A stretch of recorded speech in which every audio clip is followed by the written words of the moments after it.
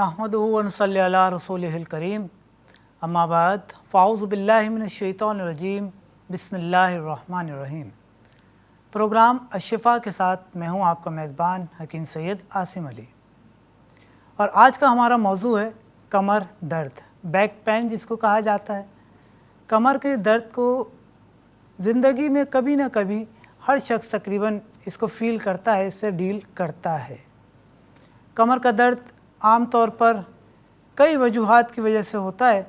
लेकिन ज़्यादातर हमारे पोस्चर यानी बैठने की गलत पोजीशनिंग की वजह से हुआ करता है। दुनिया भर में कमर के दर्द के मरीज़ों की तादाद कई गुना बढ़ गई जब से हमने अपने पैदल चलने के जो मामूलात थे उसको कम कर दिया और बैठने की जो पोजीशनिंग जो थी, हमारी जो सिटिंग का जो टाइम था, ड्यूरेशन, वो बढ़ना शुरू हो गया। कमर के दर्द की वजूहात क्या हो सकती हैं, इसके ऊपर इंशाअल्लाह बात करेंगे। सबसे पहले तो हम ये देखते हैं कि कमर आखिर है क्या। कमर, अल्लाह रब्बुल आलमीन ने हमें हमारे जिस्म को सीधा खड़ा रखने के लिए हड्डियों का एक ऐसा मजमुआ तैयार किया है, अल्लाह रब्बुल आलमीन ने हमें अता किया है, जिसकी वजह से इंसान अपने दो पैरों पर सीधा खड़ा हो सकता है, बहुत सारे काम बआसानी कर सकता है इसी कमर की वजह से, और बहुत सा वज़न लेकर चल सकता है, बहुत से रोज़मर्रा के मामूलात काम बआसानी कर सकता है। और इसके अलावा हमारे पूरे जिस्म के अंदर जो असाब का जाल बिछा हुआ है वो भी इसी कमर के जो एक, इसको हम कहते हैं होल होता है, एक सुराख होता है, इसको स्पाइनल होल कहते हैं, जिसके अंदर से स्पाइनल कॉर्ड जो है वो गुज़र रही होती है और वो सारे आसाबी रेशे जो होते हैं वो पूरे जिस्म में डिस्ट्रीब्यूट होके हमारे जिस्म की हरकत जो हम मूवमेंट करते हैं इसको कंट्रोल कर रही होती हैं। और इसके अलावा जो हमारे जिस्म के मुख्तलिफ़ अज़ा से सिग्नल दिमाग तक पहुंच रहे होते हैं वो भी इन्हीं जो नर्व्स होते हैं इनके ज़रिए पहुंच रहे होते हैं। तो इसका जो एक मेन जो ज़रिया बनता है वो यही कमर बनती है, यानी रीढ़ की हड्डी। अच्छा, रीढ़ की हड्डियों के हवाले से हम फिर इस पर मज़ीद इंशाल्लाह डिस्कस करेंगे, लेकिन सबसे पहले हम बात करते हैं कमर का जो दर्द होता है वो हम कितने हिस्सों में डिवाइड कर लेते हैं। देखिए, कमर के दर्द को हम 4 हिस्सों में तकसीम करते हैं। सबसे पहला अपर नेक पेन, जो हमारे यहाँ आमतौर पर बहुत ज़्यादा अब बढ़ गया है, क्योंकि जब से हमने मोबाइल का इस्तेमाल ज़्यादा शुरू कर दिया, जब से हमने लैपटॉप का ज़्यादा इस्तेमाल कर दिया और आम तौर पर हमारी गर्दन झुकी रहती है किसी भी हवाले से, चाहे हम मोबाइल यूज़ कर रहे हों, चाहे हम लैपटॉप यूज़ कर रहे हों, तो भी हमारी गर्दन एक मखसूस एंगल में कई घंटों तक या कई मिनट्स तक झुकी रहती है, एक स्टैंडिंग पोजीशन में रहती है, जिसकी वजह से बाज़ औक़ात हमारे सर्वाइकल में यानी अपर नेक पेन इसकी वजह से प्रॉब्लम करता है या हमें कॉज होता है। अच्छा, दूसरा जो होता है, दूसरी जो किस्म होती है वो होती है अपर बैक पेन, यानी जो सीने की जो हमारी पसलियाँ जो होती हैं इसके बैक साइड पे जो हमारी रीढ़ की हड्डी के मोहरे होते हैं, इनमें बैक पेन अगर होता है तो उनको कहा जाता है अपर बैक पेन। और ये आम तौर पर सीने के अमराज की वजह से, बाज़ औक़ात कमर में दर्द जो है, अगर बहुत ज़्यादा मरीज़ को खांसी हो रही हो, बहुत ज़्यादा उसके चेस्ट इन्फेक्शन हो तो उसकी वजह से भी बाज़ औक़ात हो जाता है। और इसके अलावा बाज़ औक़ात पट्ठों में खिंचाव या कमज़ोरी की वजह से ये बैक पेन हुआ करता है। इसके अलावा तीसरी किस्म जो होती है वो जो कि बहुत ज़्यादा पाई जाती है, ये जो तीसरी किस्म मैं बयान कर रहा हूँ, सबसे ज़्यादा जो है कमर का जो दर्द होता है वो यही किस्म पाई जाती है और उसको कहा जाता है लोअर बैक पेन। ये लोअर बैक पेन जो होता है ये L1 से लेकर L5 तक के दरमियान में लोअर बैक पेन कहलाता है। हमारी बॉडी का जो ज़्यादातर वज़न सहारने वाले जो मोहरे होते हैं वो यही L1 से लेकर L5 तक होते हैं, और सबसे ज़्यादा जब हम मूव कर रहे होते हैं अपनी बॉडी को, उस वक़्त भी हमारी बॉडी के जो सबसे ज़्यादा मूवेबल जो पार्ट्स होते हैं वो यही L1 से लेकर L5 तक के मोहरे होते हैं। इसी वजह से कॉज जो होती है, इसी वजह से दर्द जो होता है वो भी ज़्यादातर इन्हीं मोहरों में आमतौर पर पाया जाता है। इसके अलावा चौथी किस्म जो है वो होती है लोअर बैक पेन के नीचे टेल बोन पेन। ये जो होता है ये बिल्कुल आखिरी जो मोहरे होते हैं जिसको टेल बोन कहा जाता है, उसमें अगर दर्द होता है उसको टेल बोन कहा जाता है। अच्छा, یہ تو میں نے آپ کو بتا دی 4 اس کے پارٹس ہم نے بیان کیے، اور لیکن جو مین جو میں نے بتایا کہ وہ تھرڈ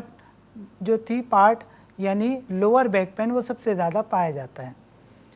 اب ہم بات کرتے ہیں اس کے ساتھ مزید اور کون کون سے سمٹمز ہو سکتے ہیں۔ کمر کے درد کے ساتھ جو ہم اور چیزیں اور سمٹمز جو اس کے ساتھ مل جاتے ہیں ان میں بعض اوقات پیروں میں نمنس، سن پن ہونا۔ بعض مریض یہ شکایت کرتے ہیں کہ حکیم صاحب ہمارے بیک پین تو ہو رہا ہے، کمر میں درد ہو رہا ہے، لیکن ساتھ ساتھ میں پیروں کی انگلیوں میں سن پن محسوس ہو رہا ہے۔ بعض اوقات مریضوں کی پوری ٹانگ میں سن پن محسوس ہوتا ہے۔ بعض مریضوں میں ایسا ہوتا ہے کہ سوئیاں سی چبھتی محسوس ہوتی ہیں۔ وہ یہ شکایت کرتے ہیں کہ حکیم صاحب کمر میں درد بھی ہو رہا ہے لیکن ساتھ ساتھ میں سوئیاں سی چبھتی محسوس ہو رہی ہیں ٹانگ کے کسی ایک ٹانگ میں یا دونوں ٹانگوں میں۔ اچھا، یہ اس کی علامات میں ہوتی ہے۔ کمر کا جو بیک پین ہے اس کی علامتوں میں یہ ایک شامل ہو گئی۔ اس کے علاوہ بعض مریضوں میں گھبراہٹ اور بے چینی وہ کس وقت زیادہ ہوتی ہے؟ وہ جب وہ لیٹتے ہیں سونے کے لیے اس وقت ان کو بے چینی زیادہ محسوس ہوتی ہے،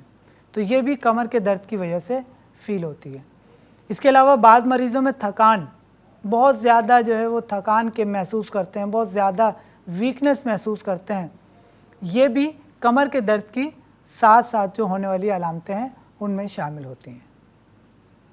اس کے علاوہ بعض مریضوں میں جو ہے وہ کمر کے درد کے ساتھ ساتھ ان کو جو ہے وہ لوور بیک پین کے ساتھ ساتھ اپر بیک پین بھی فیل ہوتا ہے بعض مریضوں میں، ایسے مریضوں میں جن کے چیسٹ انفیکشن اس کے ساتھ ساتھ چل رہا ہوتا ہے، یا بعض مریضوں میں جو کہ عمر جن کی زیادہ ہوتی ہے تو ان میں لوور بیک پین کے ساتھ ساتھ اپر بیک پین بھی محسوس ہوتا ہے ان کو۔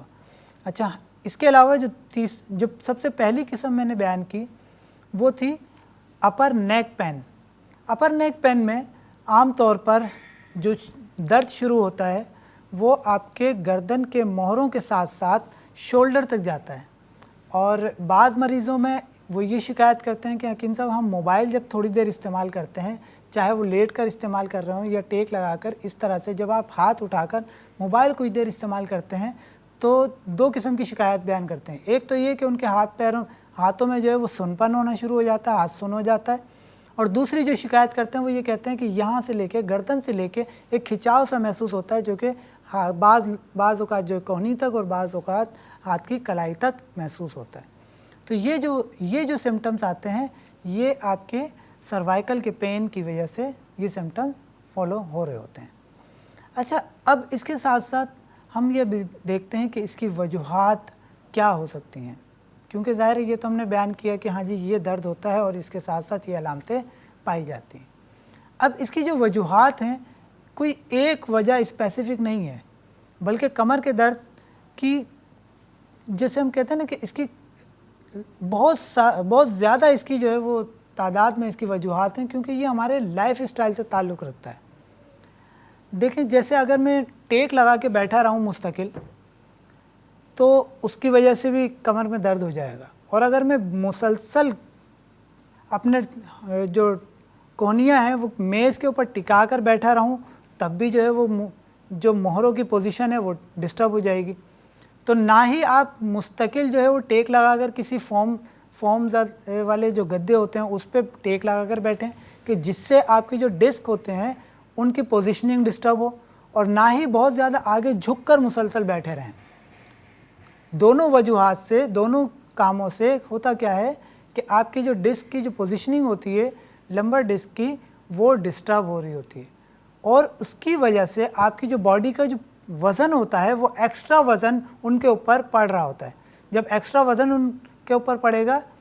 تو کیا ہوگا؟ موہروں کے اوپر دباؤ پڑنے کی وجہ سے وہ کھچاؤ محسوس ہوگا ان میں، اور جب مسلسل یہ کھچاؤ رہے گا تو یہ کھچاؤ جو ہے وہ درد میں تبدیل ہو جائے گا۔ اچھا، اس کے ساتھ ساتھ ایک تو میں نے بتایا کہ پوسچر جو ہے وہ اگر آپ کا خراب ہو۔ اچھا، بعض مریضوں میں ایسا ہوتا ہے کہ ہم ان سے پوچھتے ہیں کہ آپ کی جاب ڈسکرپشن کیا ہے، آپ کام کیا کرتے ہیں، تو وہ یہ کہتے ہیں کہ حکیم صاحب ہم جو ہے وہ ہمارا تقریباً 7 سے 8 گھنٹے کا کام ہے، لیپ ٹاپ پہ بیٹھ کے کسی آفس میں کام کرتے ہیں یا کسی بینک میں ملازم ہیں یا کسی ایسی جگہ پر یا اپنے ہی دفتر میں کام کرتے ہیں، تو وہ 7 سے 8 گھنٹے مسلسل ان کو جو ہے لیپ ٹاپ پر بیٹھنا ہوتا ہے۔ اچھا، پھر ہم ان سے پوچھتے ہیں کہ آپ کی پوزیشننگ جو ہے وہ کی بورڈ کی کیسی ہے، کیا ایسا تو نہیں ہے کہ آپ کو بہت زیادہ اوپر اٹھا کر ہاتھ جو ہے وہ کی بورڈ استعمال کرنا پڑتا ہے، یا بہت زیادہ نیچے جو ہے وہ آپ کو جھکا کے کی بورڈ کو استعمال کرنا پڑ رہا ہے؟ دونوں ہی طریقوں میں اگر آپ نے بہت زیادہ ہاتھوں کو اٹھا کر کی بورڈ استعمال کیا، یعنی آپ کی جو میز کا جو سائز ہے، جو ہائٹ ہے، یہ زیادہ اوپر ہے، تب بھی آپ کے یہ شولڈر سے درد ہوتا ہوا، پھر یہاں سے لے کے یہ نیک میں آپ کو درد ہوگا۔ اور اگر یہ لوور کی سائڈ پر ہے، اگر آپ کا جو کی پیڈ جو ہے وہ نیچے رکھا ہوا ہے، زیادہ نیچے ہے، جب بھی اسی قسم کے سمٹمز آپ کو محسوس ہوں گے، اور اس کے ساتھ ساتھ آپ کو انگلیوں میں جو ہے وہ نمنس اور انگلیوں کے چھوٹے جوڑوں میں درد بھی محسوس ہونا شروع ہو سکتا ہے، یہ بھی اسی کی وجہ سے ہو سکتا ہے۔ اچھا، اس کے علاوہ جو یہ وجوہات میں نے بیان کی، اس کے علاوہ ہماری روزمرہ کی جو معمولات ہوتے ہیں ان میں ایک بڑی جو میجر کوز ہے وہ ہے ہمارا ٹینشن اور ڈپریشن کے ماحول میں رہنے کا جو دورانیہ ہے وہ کتنا ہے۔ ہم نے اکثر سنا ہے کہ لوگ کہتے ہیں کہ جی کمر میں چک آ گئی، یا کہتے ہیں کہ کمر اکڑ گئی۔ اچھا، یہ کمر اکڑ گئی سے کیا مراد ہے؟ اس کا مطلب یہ ہوا کہ آپ کی جو کمر کے محرے ہیں، آپ کے جو کمر کے جو اعصاب ہیں، وہ آپ سے احتجاج کر رہے ہیں اس بات پر کہ ہمیں آرام چاہیے۔ جب آپ مسلسل کنٹینیوسلی کسی اسٹریسفل ماحول میں رہتے ہیں، کسی ایسے ماحول میں رہتے ہیں، کسی ایسے انوائرمنٹ میں رہتے ہیں جہاں پر آپ کو ذہنی تناؤ کا سامنا کرنا پڑتا ہے، جہاں پر آپ کو ڈپریشن اور انزائٹی لیول آپ کا ہائی ہو جاتا ہے، اور اس کنڈیشن میں کیا ہوتا ہے، مواصلاتی نظام جو ہوتا ہے آپ کا، یعنی سگنل جانا دماغ سے مختلف اعضاء تک، سگنل جانا اور سگنلوں کا واپس آنا، یہ بہت زیادہ تیزی سے ہو رہا ہوتا ہے۔ کیونکہ جب آپ نے دیکھا ہوگا کوئی شخص غصے میں ہو، کوئی شخص ڈپریشن میں ہو، تو آپ نے دیکھا ہوگا اس کی موومنٹ بے ترتیب ہوتی ہے اور بہت زیادہ تیز ہو رہی ہوتی ہے۔ اچھا، یہ جو کنڈیشن ہوتی ہے نا، کہ جس میں آپ کی موومنٹ تیز ہو رہی ہو، سگنلز کی سگنلز کی جو روانی ہو وہ زیادہ تیز ہو گئی ہو، تو اس کی کنٹینیو اگر یہ کیفیت رہے گی تو جو اعصاب آپ کے جو سگنلز پہنچا رہے ہوتے ہیں وہ تھک جاتے ہیں، سادہ الفاظ میں بیان کریں تو، اور وہ جب تھک جاتے ہیں تو وہ احتجاج کرتے ہیں کہ ہمیں تھوڑا آرام چاہیے، ہمیں تھوڑا ریلیکس چاہیے، اور احتجاج کے طور پر وہ سگنل جنریٹ کرتے ہیں، پین کے، درد کے سگنل جنریٹ کرتے ہیں جو کہ آپ کے دماغ تک پہنچ رہے ہوتے ہیں، جس کی وجہ سے آپ کہتے ہیں کہ درد جو ہے وہ فیل ہو رہا ہے۔ اور اس کے ساتھ ساتھ ایک اور ایفیکٹ کیا آتا ہے کہ وہ جو اعصاب ہوتے ہیں وہ اکڑ جاتے ہیں، وہ آپس میں سخت ہو جاتے ہیں، کیونکہ ان کی جو الاسٹیسٹی ہوتی ہے، ان کا ان کی جو لچک ہوتی ہے وہ کم ہو جاتی ہے۔ تو جب لچک کم ہو جاتی ہے تو ہمیں کیا فیل ہوتا ہے؟ ہمیں ایسا لگتا ہے کہ ہم موو کر رہے ہیں، جھک رہے ہیں، اٹھ رہے ہیں، بیٹھ رہے ہیں، تو اس میں ہمیں تکلیف ہو رہی ہے، اور جتنی آرام سے، جتنی سہولت سے ہم اٹھنے بیٹھنے میں اپنے کام کر سکتے تھے اتنے نہیں کر پا رہے۔ تو اس وقت پھر ہمارے ذہن میں ایک جملہ آتا ہے کہ کمر اکڑ گئی ہے۔ تو یہ تھا کمر کا اکڑنا اور اس کے پیچھے کا میکینزم، اصل بات ہے یہ۔ اچھا، اب اس کو ریلیکس کرنے کے لیے کمر کو کیا کرنا پڑے گا؟ آپ کو جو کاز ہے اس کو ٹھیک کرنا پڑے گا۔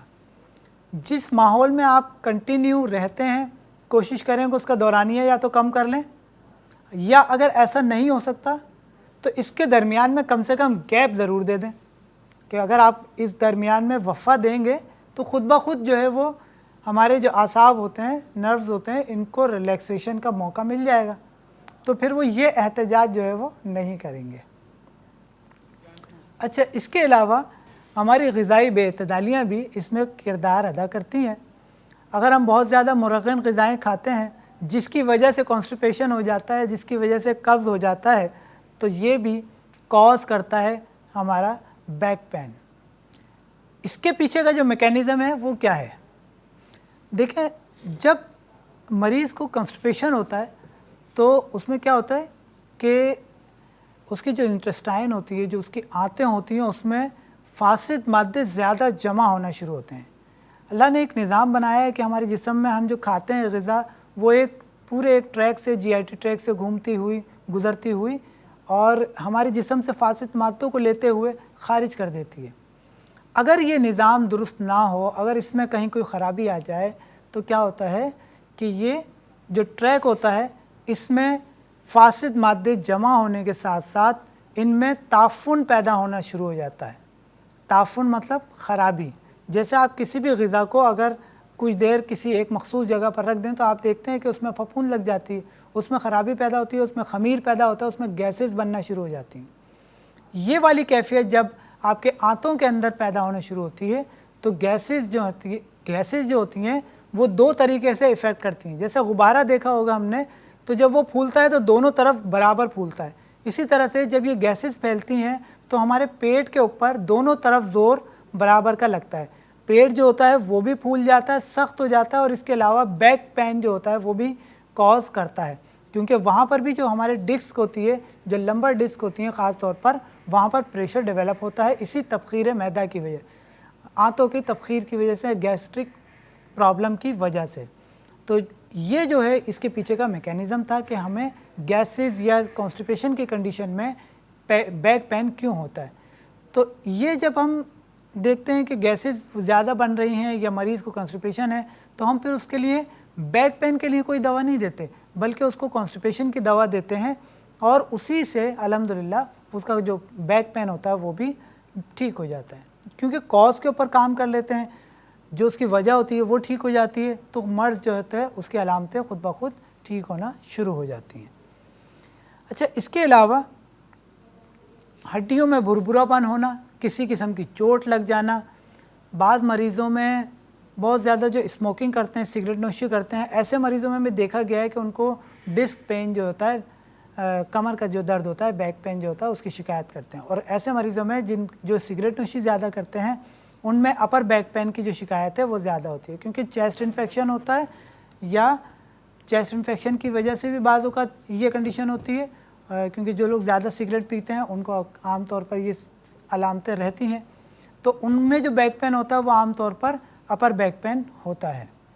اس کے علاوہ میں نے بتایا کہ کوئی صدمہ ہو، کوئی ٹراما ہو جائے، کوئی حادثہ ہو جائے، اس کی وجہ سے بھی بیک پین ہو سکتا ہے۔ ہڈیوں میں بھربھرا پن ہونا، وائٹامن D3 کی کمی ہونا، کیلشیم کی کمی کی وجہ سے ہڈیوں میں بھربھرا پن ہو جانا، ہڈیوں کا کمزور ہو جانا، تو یہ بھی ایک وجہ ہو سکتی ہے کمر کے درد کی۔ اچھا، اب ہم بات کرتے ہیں اس کے علاوہ، ویسے تو اور بھی کئی وجوہات ہیں، لیکن کیونکہ پروگرام کو اب سمرائز کریں گے، اب ہم آئیں گے کس طرح سے اس سے بچ سکتے ہیں۔ ایک تو کاز میں نے بتائی کہ ان کازز کو ریموو کر کے ہم کمر کے درد سے بچ سکتے ہیں، جیسے کہ اگر ہم دیکھتے ہیں کہ ہماری جو لائف ہے اس میں ایکسرسائز کی کمی ہے، ہم اپنی ایکسرسائز کو بھول چکے، ہم سائیکلنگ نہیں کر رہے، ہم واک نہیں کر رہے، ہم کسی قسم کی کوئی ایکسرسائز نہیں کر رہے، بس 9 to 5 جو ہے جاب کر رہے ہیں، یا اس کے ساتھ ہمارا کام ایسا ہے کہ بس دکان پہ بیٹھنا ہے یا کام پر بیٹھنا ہے، تو مسلسل بیٹھے ہیں، پھر وہاں سے اٹھے، گاڑی میں بیٹھے، گھر آ گئے، گھر پہ بیٹھ گئے صوفے پہ۔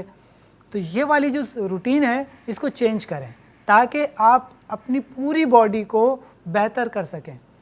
کچھ نہ کچھ ورزش کو اپنی زندگی میں ضرور شامل کر لیں۔ اس کے علاوہ دیر ہضم غذائیں، ثقیل غذائیں جن کو کہا جاتا ہے، بادی غذائیں جن کو کہا جاتا ہے، ان کی جو مقدار ہے وہ کم کر دیں۔ جیسے کہ ایسے مریض جو کہ بیک پین کے مریض ہوں، جن کو کمر میں درد رہتا ہو، ان کے لیے ان کو چاہیے کہ وہ بادی چیزیں، خاص طور پر جیسے بینگن ہے، پھول گوبھی ہے، اروی ہے، چنے کی دال ہے، بھنڈی ہے، یہ چیزیں استعمال کم سے کم کریں، تاکہ یہ چیزیں کیا کرتی ہیں، کاز کرتی ہیں، گیسٹرک کاز کرتی ہیں، تبخیر کاز کرتی ہیں، جس کی وجہ سے پھر وہ بیک پین شروع ہوتا ہے۔ اچھا، ایسے مریض جن کو کوئی ہڈیوں میں بھربھرا پن کا مسئلہ ہو یا جن میں وائٹامن D3 کی کمی ہو، وہ اپنا علاج، اپنا معالجے کے لیے کسی مستند معالج سے رابطہ کریں، پہلے ٹیسٹ کرائیں اور اس کے بعد پھر دوا شروع کرائیں، کیونکہ بعض اوقات ہمارے یہاں کیا ہوتا ہے، ایک سینیریو یہ ہے کہ جیسے اگر میں نے کوئی آپ کو ایک بات بتائی تو آپ نے دیکھا کہ ہاں ہو سکتا ہے کہ وائٹامن D3 کی کمی ہو، آپ گئے اور میڈیکل سے وائٹامن D3 لے کے استعمال کرنا شروع کر دیا۔ یہ انتہائی خطرناک ہو سکتا ہے، کیونکہ اگر وائٹامن D3 کی کمی کی وجہ سے نہیں ہے مسئلہ، وائٹامن D3 آپ کی باڈی میں پورا ہے تو وائٹامن D3 کا اضافی ہو جانا باڈی میں یہ بھی کئی قسم کی بیماریاں پیدا کر سکتا ہے۔ لہٰذا ضرور اپنے معالج سے رابطہ کریں تاکہ وہ آپ سے مختلف قسم کے کراس کوشچننگ کرے، آپ سے سوال جواب کر کے آپ کا صحیح ایگزیکٹ کاز پتہ چلا سکے۔ اچھا، طب یونانی میں جو ہے وہ کئی طریقے کے ہمارے پاس جو ہے وہ ٹولز ہوتے ہیں، جیسے کہ نبض سے اندازہ کرنا کہ جی نبض شناسی سے پتہ چل جاتا ہے کہ مریض جو ہے وہ کس وجہ سے جو ہے وہ اس مرض میں مبتلا ہوا ہے، جو سمٹمز ہوتے ہیں وہ بتا دیتے ہیں۔ اس کے علاوہ جو کازز ہوتی ہیں وہ پلسز بھی بتا رہی ہوتی ہیں۔ اچھا، اس کے علاوہ ٹیمپرامنٹ جو ہوتا ہے وہ بھی اس کے اوپر ایک جو ہے وہ دلالت کرتا ہے کہ ہاں جی کیا وجہ ہو سکتی ہے، پاسبل ریزن کیا ہو سکتا ہے۔ اس کے علاوہ اور بہت سارے کراس کوشچننگس ہوتے ہیں جو کہ جب ہم مریض سے کرتے ہیں تو پھر وہ ایگزیکٹ کاز کی طرف ہم پہنچتے ہیں، تو پھر ہم اس کو ایگزیکٹ بتاتے ہیں کہ جی آپ ان چیزوں سے احتیاط کریں اور یہ چیزیں، یہ کام جو ہے آپ اپنی زندگی میں شامل کر لیں تو انشاءاللہ آپ بہتر لائف گزار سکتے ہیں۔ تو مطلب یہ تھا کہ کبھی بھی سیلف میڈیکیشن کی طرف نہ جائیں، کوشش کریں کسی اچھے مستند معالج سے رجوع کر کے آپ اس سے اپنے مرض کو ڈسکس کریں اور اسی جس طریقے سے وہ آپ کو بتاتا ہے اسی کو پھر چیزوں کو فالو کریں۔ اچھا، اس کے علاوہ جو میں بتا رہا تھا، جو ہم نے کازز بتائیں ان کے ساتھ ساتھ ہم نے ان کا آپ کو علاج بھی بتایا، احتیاطیں بتائیں سوری۔ اچھا، اب اس کے علاج کی طرف آتے ہیں۔ علاج کے لیے طب یونانی میں اسگن ناگوری کا استعمال کرنا یہ اس میں فائدہ دیتا ہے کمر کے درد کے لیے، اور طب نبوی صلی اللہ علیہ وآلہ وسلم میں کھجور کا استعمال کرنا کمر کے درد کو دور کرنے کے لیے معاون ثابت ہوتا ہے۔ لیکن کھجور کا استعمال بہت زیادہ کوانٹٹی میں استعمال نہیں کیا جائے گا۔ اور پھر اس کے علاوہ پھر میں یہی بتاتا چلوں آپ کو کہ اپنے معالج سے ضرور رابطہ کر کے اس سے مشورہ کر کے پھر آپ یہ چیزیں استعمال کر سکتے ہیں، کیونکہ بعض اوقات ایسا ہوتا ہے کہ مریض کو جو ہے وہ بلڈ تھنر یوز کرنا اس کو ضروری ہے، اس کا بلڈ پریشر ہائی رہتا ہے، اس کا بلڈ جو ہے وہ کلاٹنگ کرتا ہے یا گاڑھا ہے خون، تو اگر ایسے مریض جو ہے وہ کھجور کا استعمال کریں گے تو کیونکہ کھجور جو ہوتی ہے خون کو پتلا نہیں کرتی، خون کو گاڑھا کرتی ہے، تو ایسے مریضوں کو ہم کہتے ہیں کہ آپ جو ہے یہ کھجور استعمال نہیں کریں گے، بلکہ آپ جو ہے پھر وہ میتھی دانہ استعمال کریں گے، یا آپ کے لیے جو ہے وہ اسگن ناگوری بہتر ہے، یا آپ کے لیے کوئی دوسری دوا جو بھی ہم سجیسٹ کریں گے وہ پھر آپ اسی حساب سے بتاتے ہیں۔ ٹھیک ہے، میتھی کا استعمال کرنا، جیسے میں نے ابھی سے پہلے آپ کو بتایا کہ ہم مریض کو اس کا ٹیمپرامنٹ دیکھ کے ہم اس کو سجیسٹ کرتے ہیں، اس کی جو اوور آل جو کنڈیشن ہوتی ہے اس کے حساب سے ہم سجیسٹ کرتے ہیں کہ اس کو کھجور استعمال کرنا ہے یا میتھی دانہ استعمال کرنا ہے۔ تو میتھی دانہ بھی اس میں استعمال ہوتا ہے۔ میتھی دانے کا طریقہ میں آپ کو بتاتا چلوں، آپ اس کو صبح نہار منہ ہی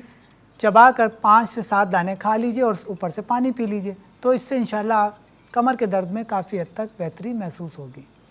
اور اس کے علاوہ اگر آپ طبی مشورہ کرنا چاہتے ہیں تو ہمارے نمبرز اسکرین پہ چل رہے ہوتے ہیں، ان نمبرز پر رابطہ کر کے آپ اپنا مشورہ کر سکتے ہیں۔ اس کے ساتھ ہی اپنے میزبان حکیم سید عاصم علی کو اجازت دیجیے۔ السلام علیکم ورحمۃ اللہ۔